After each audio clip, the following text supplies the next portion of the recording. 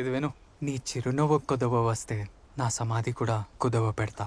ఇక్కడ ఆనంద్ కవిత్వంలో కుదువ లేదా తాకట్టుని పాన్ అంటారు ఇంగ్లీష్ లో. To buy you a smile I'll pan of my death.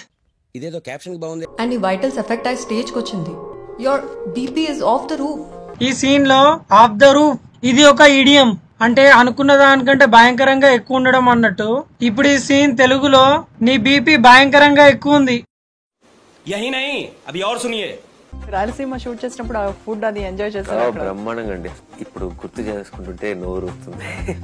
Friends, ఇక్కడ నాని అన్న దాంట్లో నోరూరడం ని ఇంగ్లీష్ లో మౌత్ వాటరింగ్ అంటారు. Now when I'm reminded of it my mouth has started watering. కన్నుకుంటూ వచ్చేస్తుంది English. 4 fail 6 వదిలేసా. 7, 8, 9.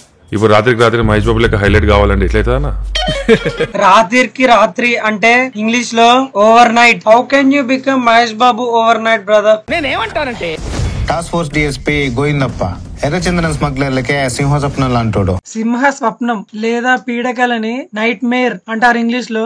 Is a nightmare for red sandal smugglers. అవును. Dearest Siri, నీ డ్రీమ్ ప్రాజెక్ట్ స్టార్ట్ అయింది. ఎంతకాలం నువ్వు పడిన కష్టానికి ఫలితం లభించింది. ఇక్కడ శ్రీరామ్ అన్న దాంట్లో ఫలితం లభించింది. ఫలితం లభించడాన్ని ఇంగ్లీష్ లో పే ఆఫ్ అని కూడా అనొచ్చు. Dearest Siri, your dream project has taken of. Your hard work has paid of. అలాగా? ఎంత శుభవార్త చెప్పావు బాబు.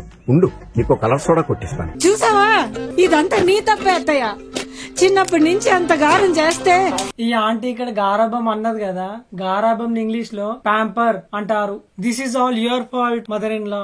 You pampered her so much, now she doesn't listen to anyone. మనసుకు చాలా కష్టంగా ఉంటుంది సార్. అక్కడ ఏమైనా బస్ స్టాప్ కానీ ట్రాన్ స్టేషన్ కానీ ఉన్నాయని అడుగుతుంది. ఉందండి.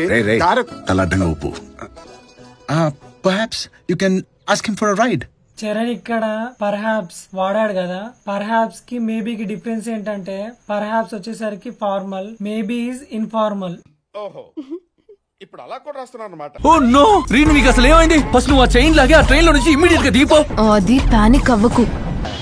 ఫ్రెండ్స్, పానిక్ అంటే సడన్ గా చాలా భయపడి పిచ్చి పిచ్చిగా ప్రవర్తించడం. ఓహో, మనం జనరల్ గా అంటుంటాం కదా, ఎలా రాసి పెట్టుంటే అలా జరుగుతుందని.